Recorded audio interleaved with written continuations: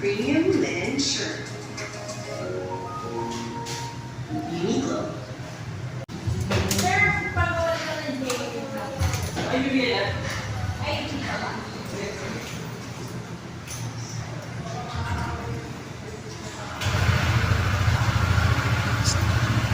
Roy.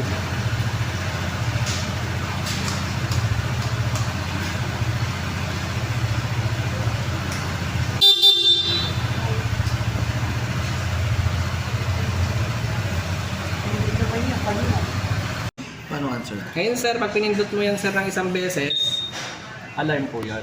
Makikita mo sir na activated yung alarm dito. Nagbi-blink yan sir ng kulay red. Eto. Okay. Kung nakita mo na yan, ibig sabihin yan sir, activated yung alarm. Try lang natin sir kung gumagana yung alarm ha.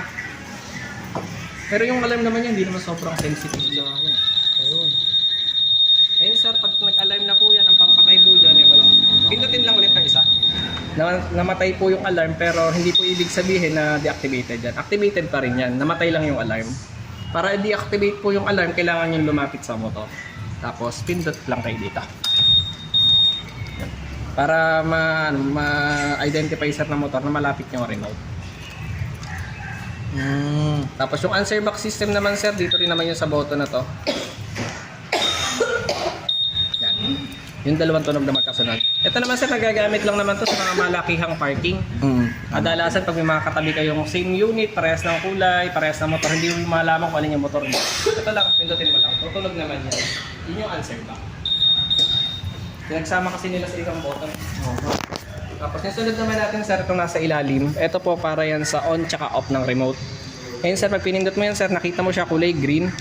Ibig sabihin po niyan sir, naka-on yung remote niya. Ngayon sir, naka-off yan. Ang pag-off po niyan, long press lang.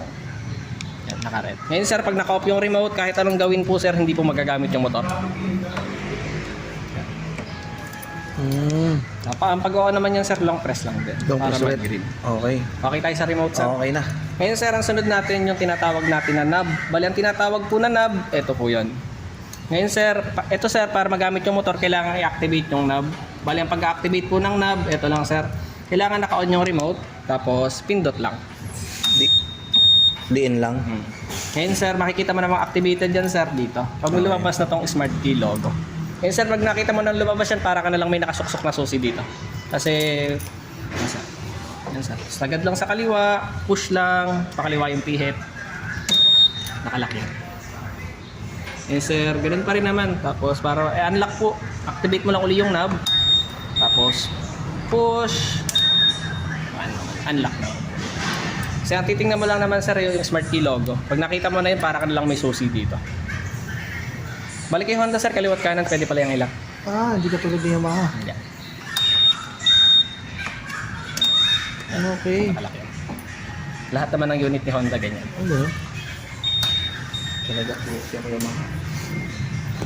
Yun lang ako brand. Tapos sunod natin sa okay naman sir yung paglalaka manibela. Okay. Sunod natin sir yung pagbubukas ng upuan. Sa pagbubukas naman sir ng upuan, same pa rin naman, kailangan naka-on pa rin yung remote mo.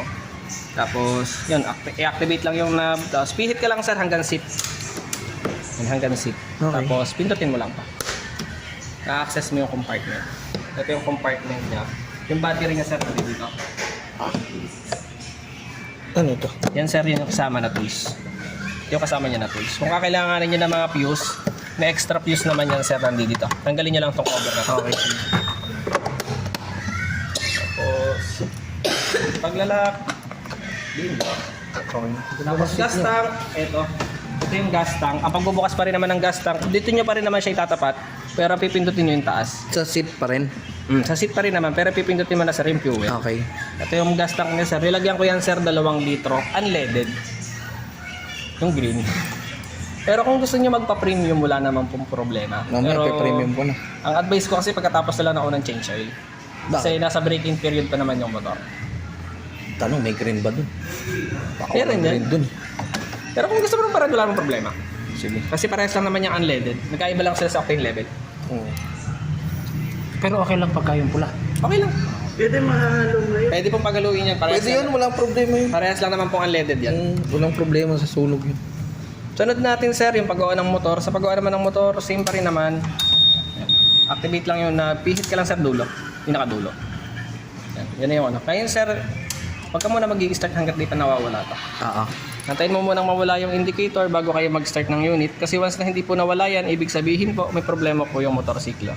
Pero ngayon naman sir, safe naman yan. Okay naman po. Ano yung T? Yan T sir, para yan sa traction control. Okay. Ngayon sir, eto yan sir. Punta ka lang dito sa total.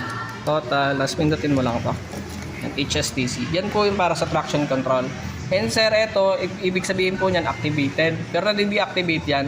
Kapag nadi-deactivate yan sir, ito, right button lang, long press. Deactivated po. Usually sir, pinapa-deactivate ko yan pag naka-center stand, tapos nagpapainit ng makina. Kasi minsan kasi sir, mahilig kasi tayo mag-throttle. Ano po, naka-center stand, throttle tayo. Nag-engine check kasi. Okay. Kaya pag hindi siya naka-deactivate sir, nag-engine check. What if tumakbo ka nang naka-deactive? Okay lang. Okay pa rin. Wag lang yun kasi ano kasi yan, umiikot kasi yung likod, hindi umiikot yung harapan. Kaya si ECU. Kaya nag-engine check siya. Pero kung ano naman sir, para sa nagpatay ka naman ng motor, tapos nagbuhay ka ulit, automatic naman naka-activate naman ulit yan. Okay. Kasi yan yung reset setting niya. Tapos yun nga, ito RPM gauge, fuel gauge, ito kilometer read. Ito yung speedometer. Ang kilometer reading niya, ito nasa ilalim. Total. Tapos average sir. fuel consumption, battery meter. Wala sir. Fork oil. Aray ko. Tagal na sir. Yan sir, tapos may button yan. Yung button yan niya, left, right. Tapos ito yung up and down. Yung joystick sa gitna, up and down yan. Yan sir, pag pinindot mo to, nakatapat ka sa total. Pinindot mo yung left. Lalabas dyan sir, HSTC yun nga para sa traction control. Tapos sunod natin sir, pinindot mo ulit trip B. Para lang naman malaman niya kung ilang kilometro. Pero nare-reset yan sir, nababalik mo sa zero. Para mabalik sa zero, long press mo lang tong right button. Magsi-zero yan. Tapos, next, trip A. Same lang naman yung trip B. Pero ang reset niyan sir, ito pa rin, long press lang. Lahat ng reset sa kanan. Kanan. Ngayon sir, pag nag-reset ka, automatic nag-reset din yung average fuel consumption. Tapos yung total. Tapos ito sa taas naman, dalawa lang naman yan. Surrounding temperature sir, tapos battery meter. Buti yan, may battery meter. Pero kadalasan nagagamit lang naman dyan yung battery meter. Oo, hindi naman kailangan ito. Tapos sa oras naman sir, kung sakaling magbabago yung oras, kapag kapalit lang naman yan sir, ito, long press mo lang to kaliwat kanan, magkasabay. Bahala na sila dyan. Tapos, Search na lang nila sa TikTok yan. 12 hour, dahil may pagpipilian kasi dito, 12 hour o kaya military time. 24. Tapos yan, ito 12 hour ko na lang muna. 12 hour na lang. Ay, okay na sir. Right Pag button nag-militar lang. na lang kami, tsaka i-adjust na lang sa Tapos ang adjustment lang naman yan, joystick lang naman. Tapos pag okay na sir, right button ka lang ulit. Lilipat yan sa minuto. Adjustment, ito pa din. Tapos pag okay na, ito. Lilipat, ito sir, para naman to sa brightness. Sagad mo na lang. Sila na lang mag-adjust. Yun lang naman yung panel. Tapos yun nga, buttons tayo. Ito high and low. High and low. Sana Busina, signal light. Ganda ng busina. Ayun lang, ang mahirapan ako pagbiyahe mamaya. Tapos, Iba sa Yamaha. Palit. baligtad. Baliktad, sir. Maniniwala. Mabubusina ko yung signal. Yan, may built-in hazard na naman. Hindi ako na mag-drive. Huwag na, mainit. Tapos start tayo ng motor. Sa pag-start sir ng motor, kailangan nakapreno. Pero yung preno sir, ito. Hindi pwedeng ito. Hindi pwede sa kanan. Hindi. Kasi pag itong ginamit mo, hindi yan mag-i-start. Ang contact niya sir, nandito lang sa ngayon sir, kabila. ito, yung iba kasi kung customer, nakapreno na daw sila, pero hindi daw umaandar yung motor. Yan sir, nakapreno, pero hindi umaandar. Yan sir, nakakapit ng taillight. Pero hindi daw umaandar. Kasi yung contact sir ng starter, medyo may kalaliman.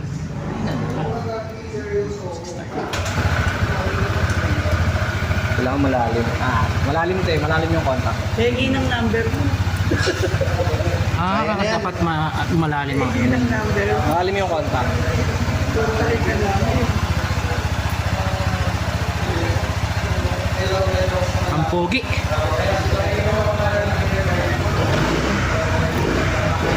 Magano. Tapos side stand switch, pag nagbaba ng side stand, may kill switch. Kahit anong start pa rin natin, hindi pa rin siya mag-start. Balik mo lang. Tapos, yun nga, yung charging port niya nandito dito. Ito naman nila matutuna sa motor na sa manual na nila.